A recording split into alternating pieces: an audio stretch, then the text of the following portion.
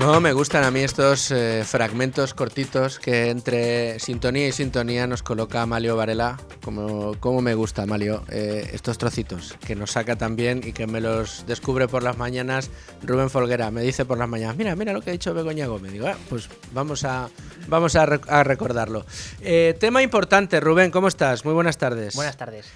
Tema importante, insisto, el que tenemos encima de la mesa. Es muy amplio, creo que es demasiado ambicioso quererlo centrar en media hora, pero bueno, vamos a tratar de darles a ustedes datos clave para que se formen ustedes su propia opinión. Vamos a hablar un poco de cambio climático, muy poquito, casi para poner encima de la mesa una de las realidades que se nos hurta generalmente en este debate, que es la realidad sobre el consenso científico que hay alrededor de esto, porque parece que cualquiera que duda sobre los mantras del cambio climático que lanza constantemente la Organización de Naciones Unidas a través de su panel de cambio climático, somos unos locos que vamos en contra de la pared y en contra de una realidad que está certificada por 7 sellos. Pero lo cierto y verdad es que hay una comunidad científica mucho más amplia que la que apoya estas tesis, que las combate y que dice que la realidad no va por donde nos marca, en este caso, la ONU y su panel de observatorio de cambio climático. Insisto, vamos a hablar de cambio climático, pero lo que tenemos que hablar es de por qué se ha producido el fenómeno que estamos viendo, y es que las compañías, las empresas dedicadas a las energías renovables están sufriendo, y lo están haciendo ampliamente en bolsa, con un año aciago, desde luego para olvidar para muchas de ellas. ¿Por qué no es estrictamente achacable al hecho de que Trump haya ganado, como nos decía, 5 días? Y luego tratar de colocar un poco el marco en datos de cómo está la demanda de energía eléctrica en el mundo, cómo evoluciona, cómo se produce esa energía que se está consumiendo en el mundo y cómo se han comportado los diferentes agentes económicos implicados al calor de esas agendas macronacionales que estaban dirigiéndonos hacia un lado muy concreto y el efecto que esto ha tenido sobre todo lo demás. ¿Cuáles son los datos que has ido encontrando, Rubén? Sí, lo cierto es que, como comentabas, hoy 5 días abre su diario con la caída del 23% en lo que va de año de las renovables en bolsa. Entonces, bueno, hay quien se puede sorprender al respecto, o hay quien lo puede achacar a la victoria de Donald Trump, ¿no? Y cómo su supuesto discurso negacionista podría estar, de algún modo, afectando las expectativas de los inversores, pero no podemos tampoco olvidar que en torno a este sector se ha generado una especie, no sé si llamarlo burbuja, o lo que sí es cierto es que se han dado muchos incentivos desde hace años, recordemos incluso los planes de Zapatero en nuestro país a este respecto, pero se han dado muchos incentivos, se ha distorsionado al final la información de mercado, se ha llevado a los inversores a desinvertir en ciertos sectores, por ejemplo, en las extracciones de petróleo, y esto lo que dio como resultado fue, por ejemplo, en 2019, un cuellos de botella, y al final esto repercutió naturalmente en el precio del petróleo y con ello en todos los derivados del petróleo, los más directos, pues los combustibles y los hidrocarburos que se utilizan, por ejemplo, en la movilidad del transporte. Entonces, hay que analizar si solo esta caída se debe únicamente al supuesto discurso negacionista y cómo esto afecta a las expectativas, o si hay algo más detrás de carácter puramente económico. Entonces, en este sentido, hay que tener en cuenta que la demanda de energía mundial creció en 2023 un 2,2%, mucho más rápido que la tasa de crecimiento media que se dio entre 2010 y 2019, que fue del 1,5% anual. Y esto impulsado sobre todo por los países de los BRICS, que en esta región se aceleró un 5,1%, ¿vale? Luego, por otra parte, en China fue del 6,6% el incremento, en la India del 5,1%, en Brasil del 3,3%, en Rusia del 0,3% y en Sudáfrica bajó un 1,2% y en Oriente Medio aumentó un 3,7%. Esto, pues, para dar una imagen de cuáles fueron las variables principales que afectaron al crecimiento de consumo mundial de energía en este periodo. Por otra parte, hay que tener en cuenta también cómo han evolucionado los costes. Y es que antes mencionabas la curva de desarrollo tecnológico, y en este sentido es importante tener en cuenta que cuando una tecnología se comienza a implementar en la economía suele ser bastante costosa de inicio. ¿Por qué? Porque al final, bueno, es lo que nos lleva, o mejor dicho, es lo que conlleva la innovación tecnológica, la inversión, digamos, en mercados incipientes que todavía no se conocen y que están pues en desarrollo o naciendo básicamente, pero con el tiempo los costes tienden a caer. Sobre todo muchas veces por el aumento de la productividad, porque al fin y al cabo, si aumenta la productividad de una tecnología, los costes en términos reales o relativos a la producción caen. No, hombre, que a medida que se van También. produciendo, que a medida, o sea, al final esto es fácil de entender, Ujú. ¿no? La primera placa solar fotovoltaica, evidentemente, era carísima, porque no había ni economías de escala, ni había grandes fábricas que las hicieran, ni las técnicas de extracción del silicio solar era eficiente, ni las técnicas de construcción. O sea, vamos a ver, si en la construcción de coches, que llevamos ya 2 siglos produciendo coches, si la producción de coches ha mejorado y mucho y sigue mejorando todavía hoy, alcanzando innovaciones que hacen que se abarate la producción de coches, que no de este tipo de tecnologías, con lo cual, pues evidentemente a medida que va pasando el tiempo, esa curva de desarrollo tecnológico va madurando, se va perfeccionando la producción de determinadas fórmulas de generación eléctrica, y esto hace que la disminución de los costes sea evidente. Insisto, la primera placa solar, la que pagamos con las subvenciones a las renovables de Zapatero, era carísima, y los españoles de nuestro bolsillo todavía hoy seguimos pagando la curva de desarrollo tecnológico de la energía fotovoltaica casi a nivel mundial. Hoy en día esa producción ha caído una barbaridad. Es decir, hoy puedes comprar una placa por menos de 60 euros en rebajas. Probablemente estás en Black Friday. Si uno se pasa por un Obramat o por un Leroy Merlin o por alguna gran superficie de estas de bricolaje, va a encontrar alguna oferta de alguna placa solar por menos de 60 euros. Sí, también porque, como bien dices, cuando se comienza a implementar una tecnología en concreto, no existe todavía toda la red de apoyo a la producción y distribución de esos bienes de capital o de consumo, como en función de lo que sean, claro, suelen ser de capital, pero bueno, en el caso de la placa solar, pues si tú quieres, en 2008, supongamos, ¿no? Querías poner esa placa solar, aún no existía toda la red de distribución y transporte y producción que hoy en día sí se ha generado, y que eso abarata los costes, también, lógicamente. Entonces, en este sentido, entre 2010 y 2020, el nivel, digamos, de costes de la electricidad generada por energías renovables se ha reducido en un nivel muy importante, sobre todo por la caída en los costes de la energía eólica terrestre, que en este periodo cayó un 69%. Por otra parte, la solar fotovoltaica se abarató un 89% y la eólica marina un 59%. Es decir, unas caídas en los precios enormes. Claro. ¿Esto qué nos dice? Que entonces es fácil tener energía renovable barata y que sea más extendida, porque al ser más barata puede ser extendida. Aquí no existe el problema. El problema está en que la energía que necesitamos para hacer frente a la demanda de energía eléctrica a nivel mundial tiene que ser abundante, barata y segura, sostenible, que no caiga. Y de momento todavía lo que no tenemos, Rubén, es la manera de hacer que el sol brille por las noches para que las placas fotovoltaicas funcionen. No podemos hacer que el viento sople cuando no quiere soplar. Y esto lo que hace es que sí, sea barata, por lo que nos están diciendo estos informes, estos estudios, cada vez más barata esta producción de energía eléctrica, pero no es sostenible, no es segura, no es constante. Claro, al final está sujeta a la meteorología, al clima, a una serie de factores que no dependen del hombre y que no podemos controlar, como si, por ejemplo, podemos hacer con la producción en general de combustibles fósiles.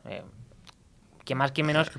El propio gas es quizá el más evidente, porque son centrales los ciclos combinados de gas que se pueden encender y apagar de una manera automática. La nuclear te da una energía de base muy constante y de sostenimiento del sistema, y lo que uno puede hacerse es encenderse y apagarse constantemente, como se puede hacer con el gas.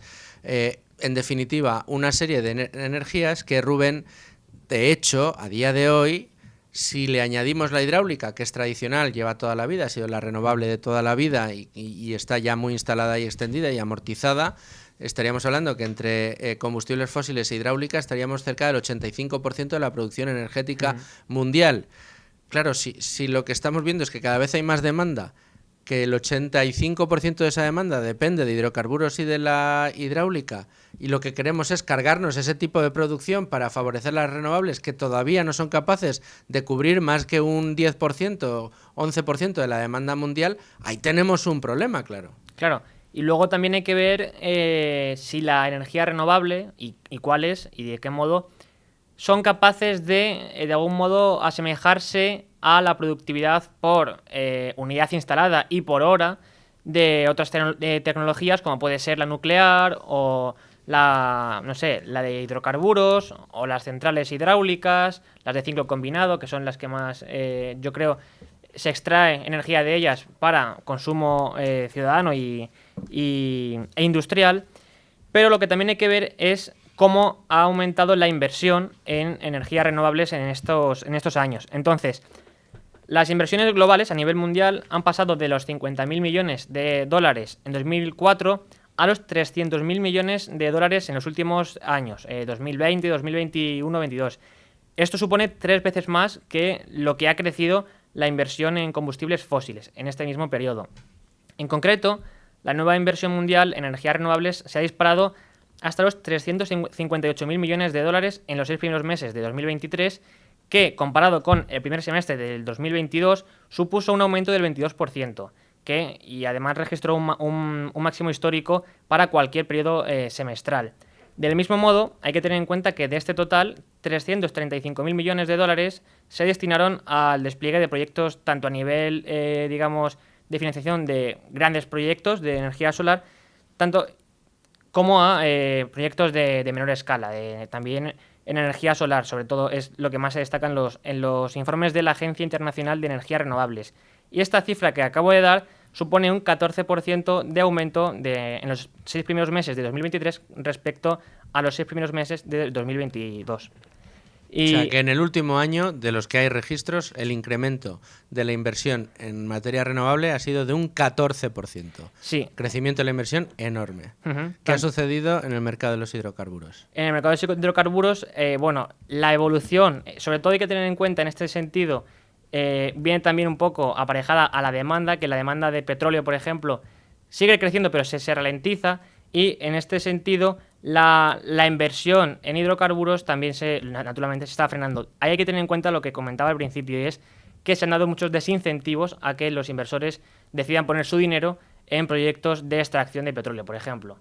Y esto hay que ligarlo también con la recaudación del capital, porque las empresas de energías renovables también han tenido en los últimos 10 años un gran aumento de toda la recaudación de dinero que han logrado. Entonces, primero, hay que tener en cuenta que los compromisos de expansión de capital riesgo y de capital privado con empresas de energías renovables han alcanzado los 10.400 millones de dólares en el primer semestre de 2023, que comparado con los 6 primeros meses de 2022 supone un aumento del 25%. Luego, los nuevos fondos captados en los mercados públicos en este sentido ascendieron a los 12.700 millones de dólares, que comparado con el mismo periodo del año anterior fueron un 25% más, fue un aumento del 25%, y sobre todo lo que más influyó fue el mercado chino, porque este fue el mercado que, en los 6 primeros meses del año 2023 contó con 177.000 millones de dólares de nuevas inversiones en energías renovables. Estados Unidos, por su parte, obtuvo 36.000 millones de dólares y Alemania atrajo 11.000 millones.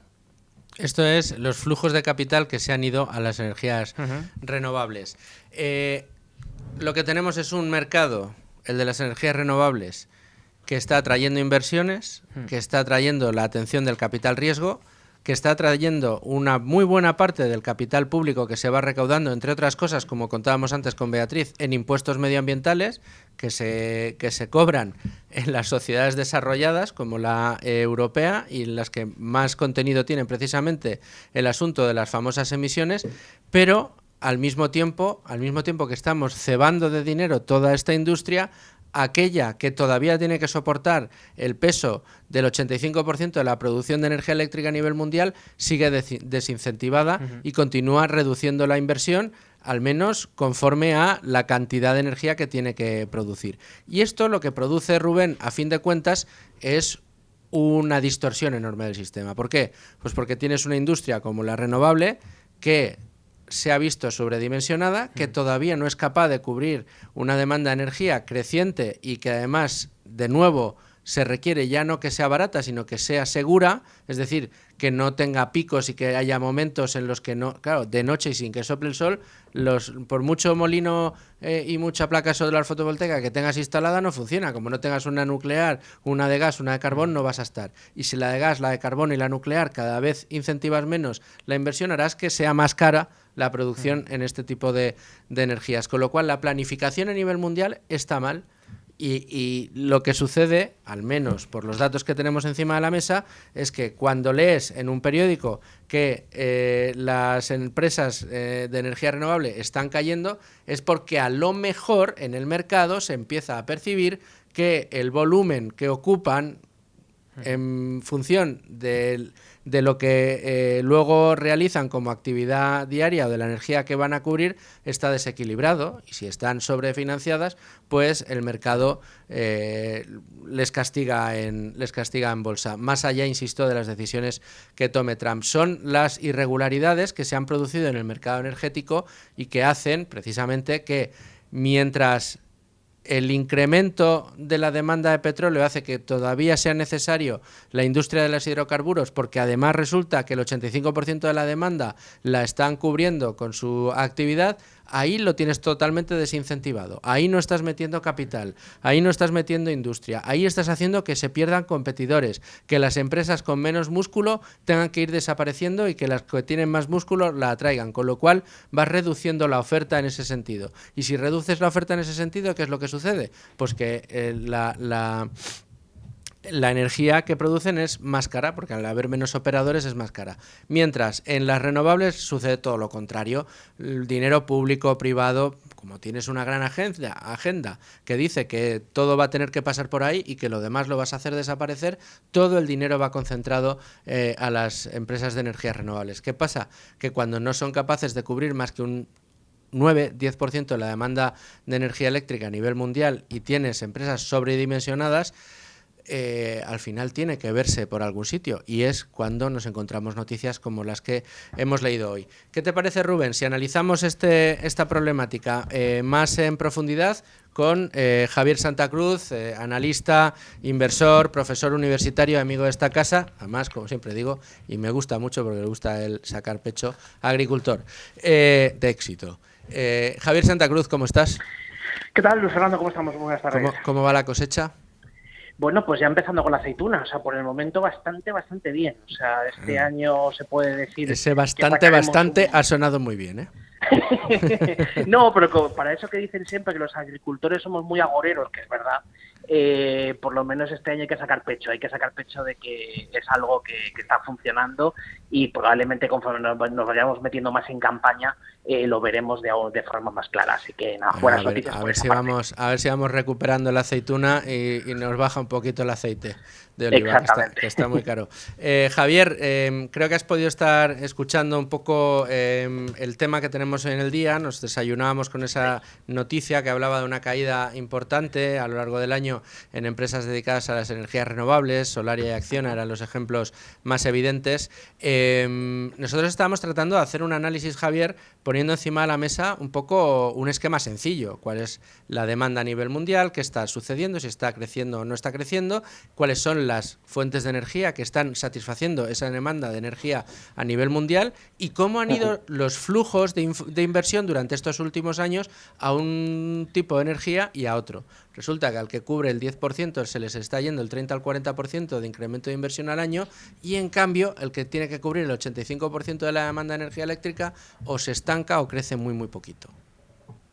A ver, permíteme dos precisiones con respecto a la demanda de energía que ayudarán a los oyentes a entender todavía un poco más a fondo lo que está pasando. Es decir, por un lado, es que de toda la demanda de energía, aproximadamente el 40% es lo que se cubre con electricidad, y el resto, el otro 60%, es lo que viene de fuentes fundamentalmente fósiles, tanto los carburantes, lo que sea la gasolina o el gasóleo, y el gas natural, por ejemplo, pues lo que tenemos para sistemas de calefacción, etcétera.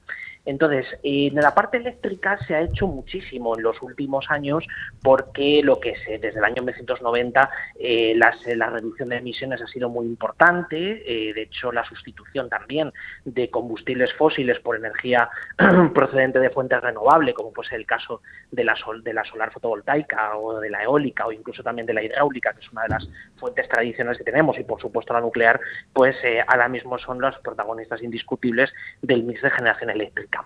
El tema está en la otra parte, es decir, en el otro 60%, que es la mayoría, ¿no?, de la demanda de energía, la cual es bastante difícil que se pueda descarbonizar a corto plazo, a corto medio plazo. ¿Por qué? Porque ahí es donde están el transporte, y ya hemos visto y ya estamos viendo, de hecho, en los últimos meses, cómo el esfuerzo, por ejemplo, por el vehículo eléctrico, pues no tiene mucho sentido desde el punto de vista económico.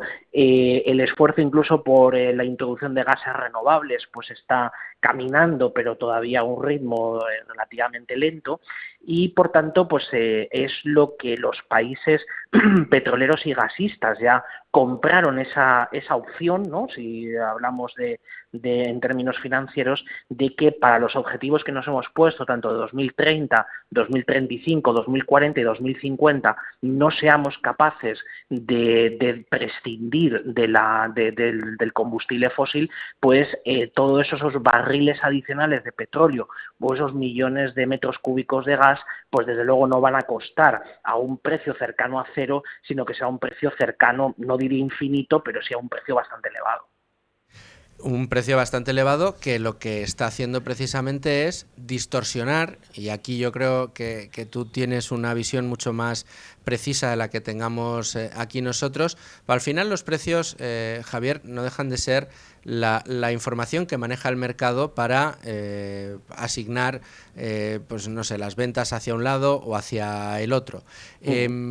Si esa información está, digamos, pues con interferencias, está sufriendo interferencias por agendas globalistas, por deadlines que nos marcamos sin saber muy bien si se van a poder cumplir o no. Claro, yo me imagino, me pongo en la piel del presidente de una empresa energética de gran calibre y ve que los presidentes de los países allá donde opera le están diciendo que en 10 años se van a acabar las centrales de carbón. ¿Tú qué haces? Pues las tiras que tirar abajo. O sea, quiero decir que la asignación de recursos al final no responde tanto a la realidad del mercado, a la realidad de las necesidades que tiene el mercado, sino una agenda dirigista en virtud de algo que, más allá de que sea cuestionable o no, lo que pone en cuestión, en definitiva, es la posibilidad misma de que podamos seguir teniendo suministro de energía, ¿no?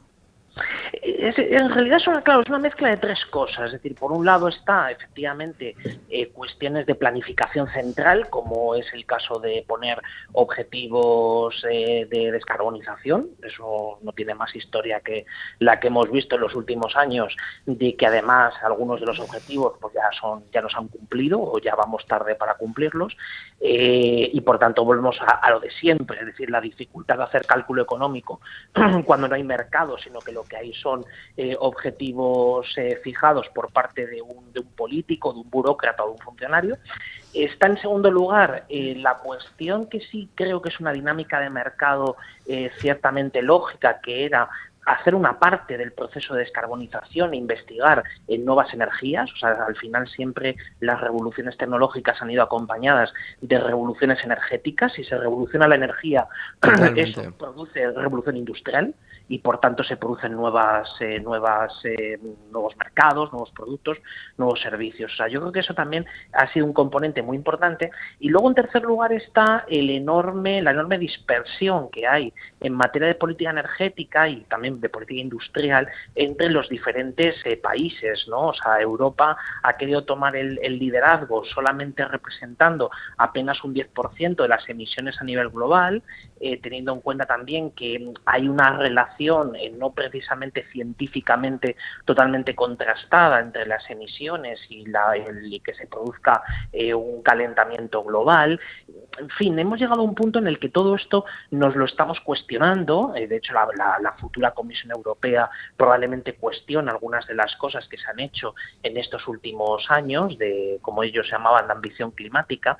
Y de todas maneras lo que queda ahí es una enorme inseguridad jurídica. Es decir, la energía, igual que la industria, es un sector que requiere de inversiones a muy largo plazo. Y entonces, intervenir de la forma en la que se ha hecho, lo que implica fundamentalmente es poner un dinero a riesgo, a más riesgo del que realmente debería existir por dinámica de mercado. ¿Y qué es lo que se hace? Lo que se hace es directamente no invertir. Comentabas antes la crisis bursátil de algunas compañías energéticas y fundamentalmente de las que se dedican al entorno renovable. Fíjate, dejando a un lado las que son las grandes, que tienen algunas dinámicas particulares, señalabas del caso de Solaria o el caso de Acciona, que habían subido mucho en los últimos años, yo me fijaría especialmente en las pequeñas, es decir, las que, por ejemplo, están cotizadas en el BM Growth, el antiguo mercado alternativo bursátil, que han habido salidas a bolsa bastante notables en estos últimos años de compañías dedicadas pues al autoconsumo, a la comercialización de energía eléctrica, a sistemas de almacenamiento, etcétera. Entonces, en todas ellas el punto débil es el mismo, que es hemos ido demasiado rápido a la hora de integrar, de producir, mejor dicho, energía eléctrica de fuentes renovables. Y sin embargo hemos sido muy lentos a la hora, primero, de hacerla gestionable, que es la clave, es decir, poder almacenar, poder tener un sistema, por ejemplo, dar autonomía pues casi de 24 horas, como ahora se puede hacer a través de bombeos reversibles o incluso a través de baterías.